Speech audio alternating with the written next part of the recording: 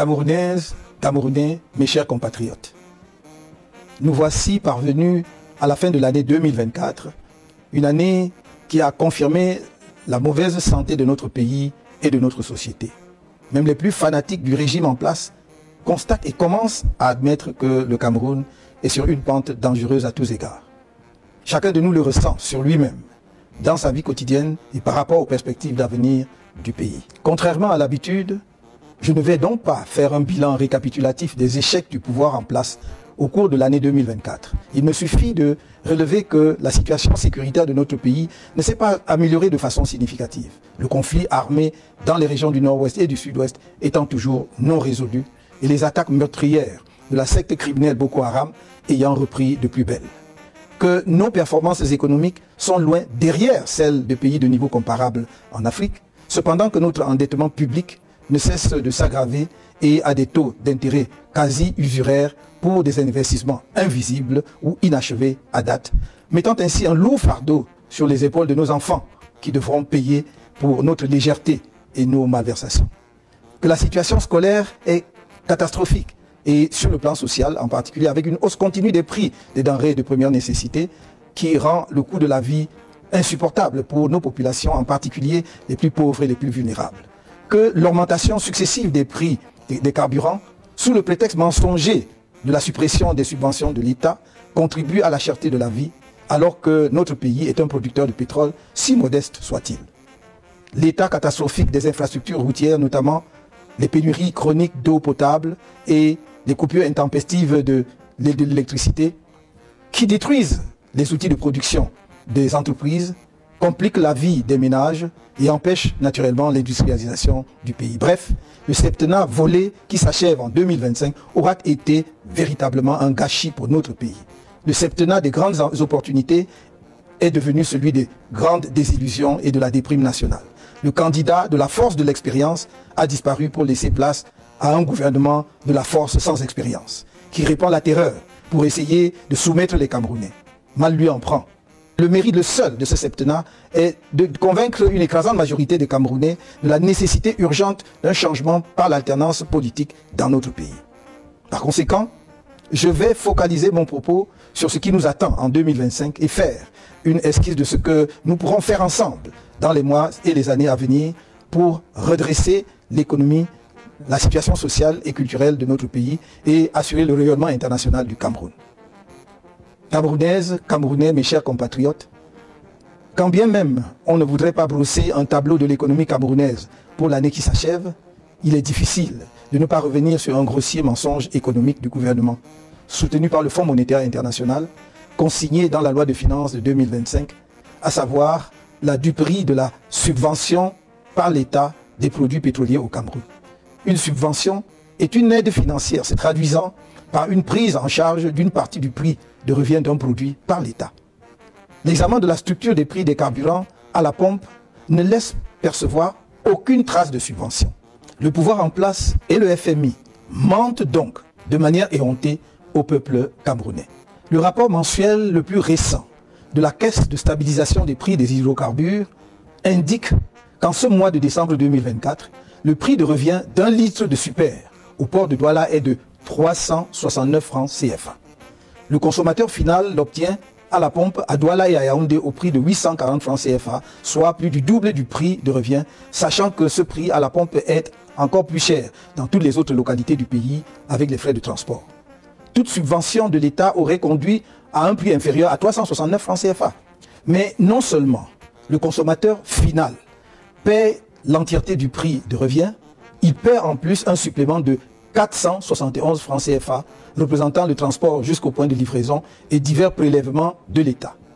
Quelle est donc la partie du prix de ce produit supporté par l'État pour qu'on parle de subvention? Je souligne que même le prix de 369 francs au port de Douala est dû à la kyrielle d'intermédiaires et de spéculateurs dans l'acquisition des produits pétroliers au Cameroun, ainsi qu'à un circuit de distribution rallongé par une série d'autres intermédiaires. Or, la Société camerounaise des dépôts pétroliers aurait pu assurer à elle seule la récupération, le stockage et la distribution de ces produits. Cet allongement du circuit de distribution assure de solides subsides à certains responsables de l'État qui l'organise et dont on serait fondé à croire qu'il les partage avec le FMI, devenu caution d'une subvention imaginaire. Je rappelle que le Nigeria voisin, qui a supprimé les subventions sur les carburants, se retrouve en décembre 2024 avec un prix à la pompe de 0,751 $ des États-Unis, soit environ 470 francs CFA le litre, suite à une hausse des prix de 15% sur son marché. La Libye, qui subventionne les produits pétroliers, pratique un prix de 0,031 $ des États-Unis, soit 19,36 francs CFA le litre de super sur la même période. On comprend dès lors que toutes les demandes du MRC pour un échange devant permettre d'expliquer la subvention dont parle le gouvernement du Cameroun et le FMI soient restées lettres mortes. Nous nous engageons à ramener le prix du litre de super autour de 480 francs CFA à prix constant sur le marché international dès que nous serons en capacité de gérer les affaires du pays. Le surplus prélevé sur le prix de revient par litre permettra de réaliser dans les plus brefs délais une raffinerie de dernière génération dont la mise en marche permettra de baisser davantage les prix pour les situer dans la moyenne des prix de production des pays transformateurs de pétrole. La mauvaise gestion des finances publiques et des ressources du pays a conduit à une fuite dans un endettement que certains prétendus analystes qualifient de modéré, voire faible, alors qu'il s'agit d'une dette essentiellement toxique, car notre pays est rendu à un point où il doit recourir à de nouveaux emprunts pour régler les anciens.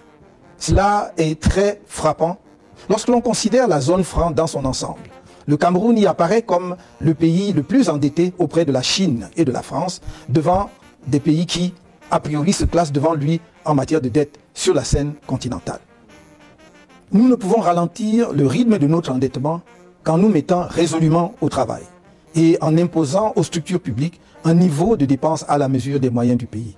C'est pourquoi nous nous engageons notamment à réduire drastiquement le train de vie de l'État, à accroître substantiellement la production dans tous les secteurs de l'activité économique nationale et à accélérer l'industrialisation du pays afin de devenir une économie fortement exportatrice et de redresser la balance commerciale, à instaurer la bonne gouvernance en étant intraitable sur la corruption et les détournements des fonds publics, à l'amélioration significative du pouvoir d'achat afin de booster la consommation et stimuler en même temps la production locale, source de croissance économique. À mobiliser effectivement les recettes de l'exploitation des nombreuses ressources naturelles de notre pays au profit du développement national. Le récent rapport de la Chambre des comptes de la Cour suprême du Cameroun sur l'exécution de la loi des finances 2023 laisse pantois devant le niveau de pillage de la fortune publique par les personnels de l'État et leurs complices. Quand on y découvre, par exemple, qu'en un an, l'État aurait prélevé les ridicules sommes de 8 000 francs CFA sur le conditionnement du bois et de 18 430 francs CFA sur les jeux de hasard.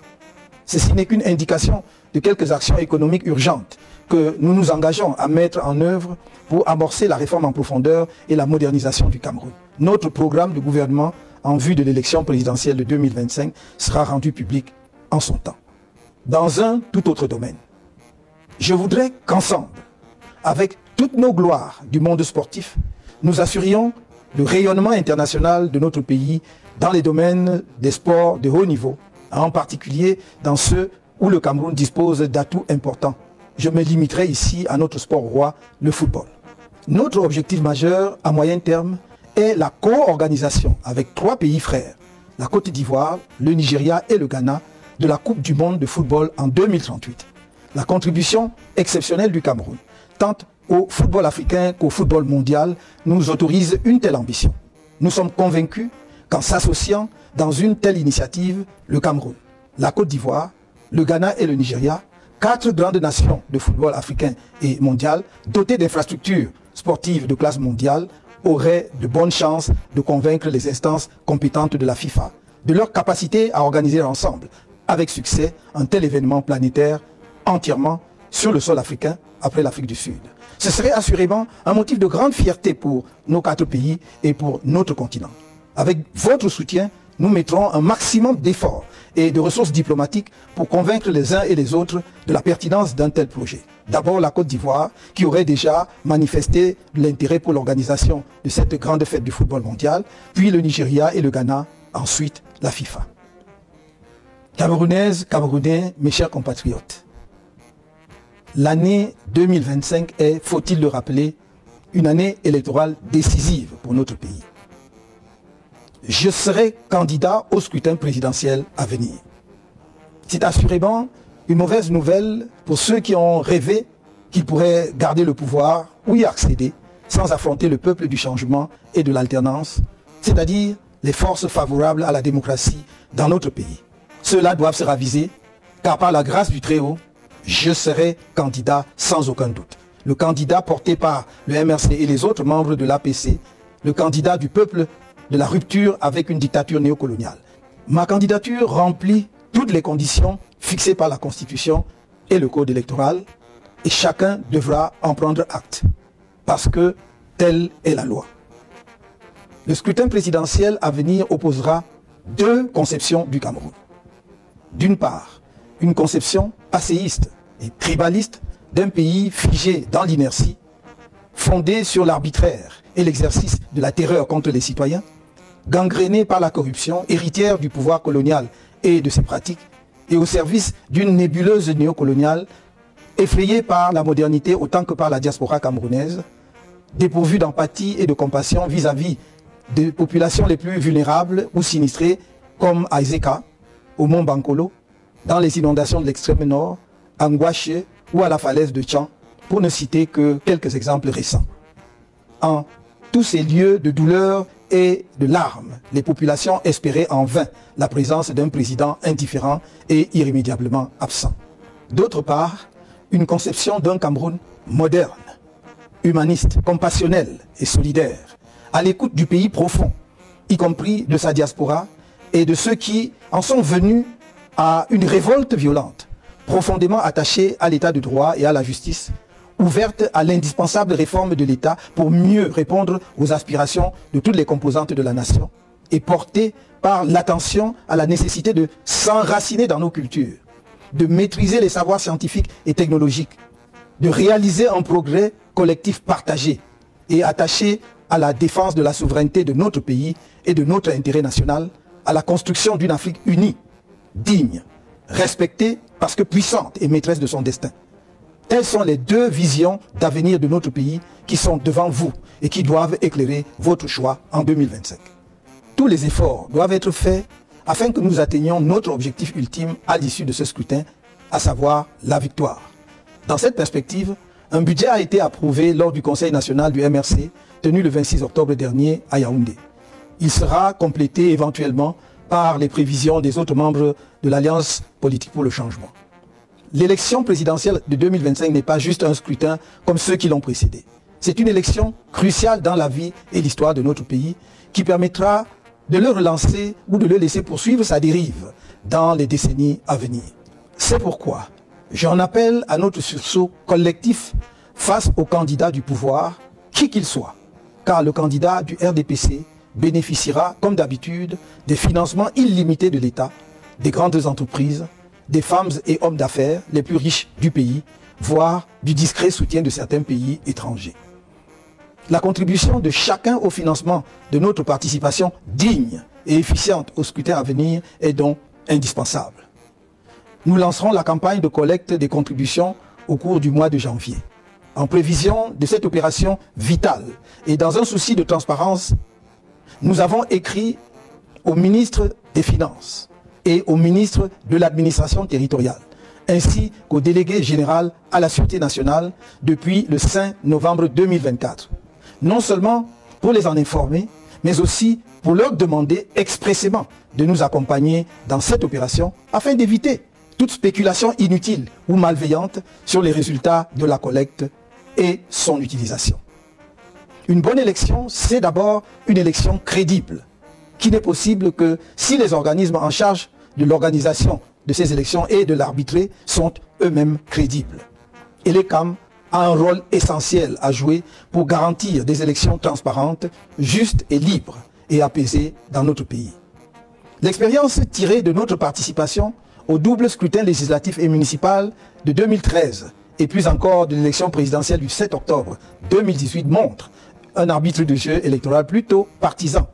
Une illustration récente est l'attitude de l'ECAM pendant l'année 2024, alors que les Camerounais se mobilisaient comme jamais auparavant pour les inscriptions sur les listes électorales et qu'on se serait attendu à ce que l'ECAM les y encourage avec enthousiasme.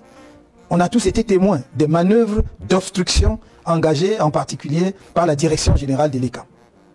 Cette tare qui inspire à la population le sentiment que tout est joué d'avance doit être corrigé impérativement avant le prochain scrutin présidentiel. C'est l'occasion de rappeler une fois de plus que l'article 80 du Code électoral dispose, je cite, qu'à l'issue des opérations de révision et au vu des documents et données communiqués par les démembrements régionaux d'Élections Cameroun, le directeur général des élections établit et rend public la liste électorale nationale au plus tard le 30 décembre. Fin de citation. Nous sommes aujourd'hui le 31 décembre 2024. Dans quelques heures, nous serons en 2025 et la liste électorale nationale n'est toujours pas rendue publique. Le MRC ne laissera pas une telle forfaiture sans suite légale appropriée et ne fera aucune concession sur quelque violation que ce soit du code électoral. C'est dans cet esprit que nous avons saisi les tribunaux pour constater et sanctionner les violations de la loi portant organisation et fonctionnement du Conseil constitutionnel par certains de ses membres, dont son président. En ce qui concerne le comportement de l'ECAM et de certains acteurs techniques du processus électoral, je constate que l'ECAM a toujours du mal à appréhender son rôle d'origine, c'est-à-dire d'organe neutre, garant d'élections libres, transparentes et apaisées au Cameroun. Et l'ECAM doit se souvenir de l'histoire électorale dans notre pays et surtout pourquoi et comment on en est venu à sa création. Si les membres de cet organisme pensent seulement au décret de leur nomination et oublient leur indépendance, leur responsabilité et leur devoir impérieux vis-à-vis de la nation, ils feront courir à notre pays de graves périls engendrés par des crises électorales inutiles. S'agissant des partenaires techniques de l'ECAM, l'Allemagne qui a souffert gravement dans son histoire des dérives totalitaires d'un régime politique et qui surmonta admirablement cette épreuve est bien placée pour comprendre la frustration du peuple camerounais face au comportement inacceptable de certaines sociétés allemandes qui accompagnent l'organe électoral camerounais. Ces sociétés s'étaient engagées à mettre en place une biométrie électorale au Cameroun depuis plus de 10 ans et depuis lors se sont transformés en agents techniques de la fraude électorale qui permet à un candidat battu aux élections successives de se perpétuer au pouvoir dans notre pays. Cette situation inadmissible ne saurait continuer sans aucune conséquence légale. C'est l'occasion pour moi d'interpeller tous les partenaires du Cameroun et notamment ceux qui assistent financièrement à l'ECAM. Est-il cohérent de financer un programme avec des objectifs affichés de promotion de la démocratie et d'assister sans rien dire aux pratiques antidémocratiques avérées et récurrentes de l'ECAM? Mes chers compatriotes, je sais que mieux que les autres Camerounais, vous, responsables et éléments des forces de défense et de sécurité, et vous, autorités administratives à tous les niveaux, savez que notre pays entre dans une zone extrêmement sensible et volatile. La seule manière d'éviter une inflammation de notre pays, redoutée par tant d'observateurs, c'est de laisser les Camerounais s'exprimer librement dans les urnes et de respecter scrupuleusement leur choix. Vous devez vous assurer, chacun de vos corps en ce qui le concerne, que l'élection présidentielle aura lieu dans la transparence totale et dans la paix. Ce sera votre honneur, celui de l'ECAM et du Conseil constitutionnel et par conséquent de notre pays, que pour une première fois dans notre histoire, le prochain président de la République soit le véritable vainqueur dans les urnes et reçoive les félicitations de ses adversaires. Dans cette perspective, votre mission cardinale en cette année électorale si particulière devra être de protéger la loi et non pas un homme ou une femme, un clan ou un parti politique. Votre responsabilité est particulièrement grande. Elle le sera encore plus après la proclamation des résultats du scrutin. Nul ne doit se sentir menacé par le changement à travers l'alternance démocratique que les populations de nos 10 régions, celles des villes comme celles des villages, appellent de leur vœu. Nul ne doit en avoir peur, car nous aurions là une occasion exceptionnelle de réconcilier et de rassembler, de penser les mémoires plurielles blessées et de remettre notre pays sur les rails. Que chacun à sa place joue pleinement son rôle tel que défini par la loi et notre peuple donnera, comme d'autres peuples avant lui, une belle leçon de courage et de maturité politique et démocratique. Camerounaises, Camerounais, mes chers compatriotes, l'élection présidentielle, c'est la rencontre d'un candidat, femme ou homme, avec le peuple. Je suis certes candidat du MRC et de l'Alliance politique pour le changement à l'élection présidentielle à venir. Mais c'est vous, Camerounaises et Camerounais, électeurs de toutes les régions du pays, qui déciderez de qui sera votre prochain président de la République. Depuis mon entrée en politique, avec le lancement du MRC en 2012, vous avez été témoin des multiples campagnes de diabolisation contre ma personne, orchestrées tant ici même au Cameroun que dans les médias internationaux par le pouvoir en place. Malgré ces campagnes montées sur de grossiers mensonges, avec en toile de fond un tribalisme nauséabond, indigne d'un peuple camerounais par ailleurs admiré et respecté, personne, même pas le pouvoir qui détient tous les leviers pour enquêter sur les citoyens, ne vous a jamais produit la moindre preuve des multiples accusations portées contre moi. Je suis dans la vie publique depuis plusieurs années. La plupart d'entre vous me connaissent un temps soit peu. Chacun de vous a eu le temps de m'observer et de pouvoir se faire une opinion factuelle de mon attachement sincère aux Camerounais de toutes les origines et de toutes les religions, ainsi que de mon engagement patriotique indéfectible pour notre cher pays. Jugez chaque personnalité publique par vous-même, sur la base de ses actes et non pas sur ce qu'on vous fait croire qu'elle est. C'est la seule façon d'échapper à la manipulation, la propagande, le mensonge et d'éviter les regrets après coup qui arrivent toujours trop tard. Dans cet esprit, je lance une fois de plus, comme je n'ai cessé de le faire solennellement, au moins depuis la convention du MRC de 2017, un appel en direction de mes compatriotes du RDPC, habités par le désir du changement et de sauvetage de notre pays. Je leur redis que mes bras leur restent largement ouverts. Ma conviction profonde est qu'on ne peut pas nourrir l'ambition de construire un pays en excluant du chantier national certaines de ses filles et de ses fils pour leurs choix politiques passés. Je sais qu'il y a dans les rangs du RDPC des femmes et des hommes de qualité qui, malheureusement, n'ont jamais pu exprimer la plénitude de leur talent. J'aurai besoin d'eux pour sortir notre pays de la misère structurelle où il a été plongé, du fait des mauvais choix politiques faits au sommet de l'État depuis 42 ans. J'ai besoin de toutes les énergies pour remettre le Cameroun au travail, dans l'ordre et la discipline, afin de réaliser le progrès partagé de toutes les populations et son rayonnement international. Dans le même élan, je m'engage dans le cadre d'une réconciliation nationale nourrie par notre histoire politique profonde, où nos grands héros nationalistes, dont Ruben Oumniobé, Roland Félix Moumié, Ernest Wandié, Abel Kingé, Castor Osende Afana, Ndetou Massa, Marthe et Kemeyon Moumié, pour n'en citer que quelques-uns, seront effectivement réhabilités et célébrés à la mesure de leur sacrifice pour notre nation, et où sera organisé le retour des restes du premier président de la République, Amadou Ahidjo, dans son pays natal. Je ne saurais terminer ce message sans dire à mes compatriotes du Nord-Ouest et du Sud-Ouest qu'avec leur soutien en 2025, une fois accédé à la tête de l'État, une de mes premières décisions sera de libérer tous les prisonniers politiques anglophones, de permettre aux exilés anglophones de revenir au pays et de convoquer un vrai dialogue national inclusif sur la question anglophone. Tous les sujets politiques relatifs au règlement de cette question, dans le respect de nos héritages culturels respectifs, seront abordés sans tabou, y compris l'instauration dans notre pays du fédéralisme. À ce dialogue national inclusif seront conviées toutes les parties prenantes à la guerre civile inutile qui a ravagé ces régions, y compris les différents mouvements armés. Je veux arrêter cette sale guerre que certains ont imposée à notre pays depuis 8 ans maintenant. Nous pouvons l'arrêter. Nous devons ensemble l'arrêter pour enfin envisager sereinement la reconstruction des régions concernées et l'ensemble de notre pays.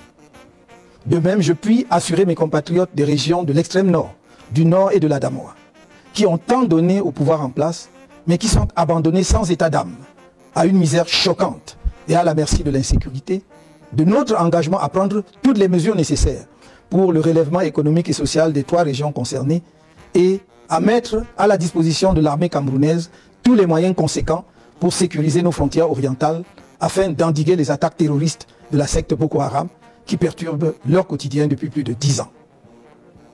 S'agissant de la lutte politique en cours, j'ai une pensée particulière pour nos nombreux compatriotes qui purgent encore des peines de prison arbitraires et illégales, malgré l'avis du groupe de travail sur la détention arbitraire de l'ONU en date du 4 novembre 2022. L'État du Cameroun foule au pied cet avis alors qu'il s'impose à lui en raison de la ratification par notre pays du Pacte international relatif aux droits civils et politiques de 1966. Enfin, je voudrais être très clair pour tous nos compatriotes qui seront en charge de maintenir l'ordre public au cours de l'année 2025. Plus jamais, le MRC ne tolérera la barbarie que certaines autorités administratives, éléments des forces de sécurité et magistrats ont fait subir à ses militants et sympathisants. Chaque tortionnaire d'un de nos militants ou sympathisants sera personnellement tenu responsable. Il sera poursuivi jusqu'à la fin de ses jours. À toute fin utile, je rappelle aux uns et aux autres que la torture est un crime imprescriptible et qu'en tant que crime contre l'humanité, il peut faire l'objet de poursuites devant des tribunaux étrangers.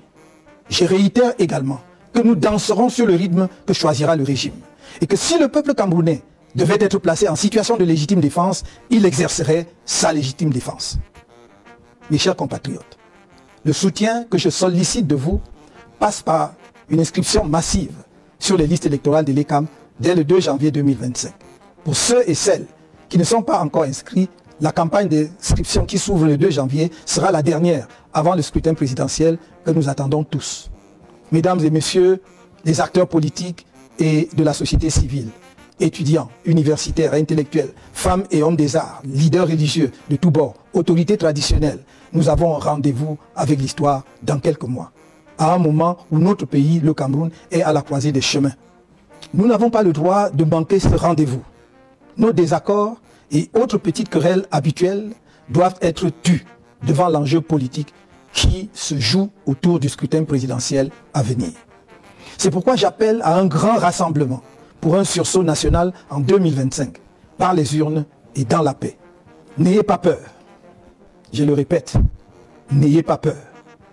L'agitation, la gesticulation, les provocations et menaces incessantes que vous entendez sont les derniers soubresauts de quelques extrémistes d'un régime qui a fait trop de mal à notre pays et qui sait lui-même qu'il est au bout de sa course. Ne vous laissez ni distraire, ni impressionner. Ces extrémistes du régime ont beau déployer le spectre de la terreur et du chaos, ils ne triompheront pas face au peuple camerounais debout. L'avenir nous tend les bras, saisissons-les. Bonne et heureuse année 2025, dans la douceur d'un Cameroun porté par le souffle de l'espoir. Je ne vous trahirai pas. Que Dieu élève notre pays.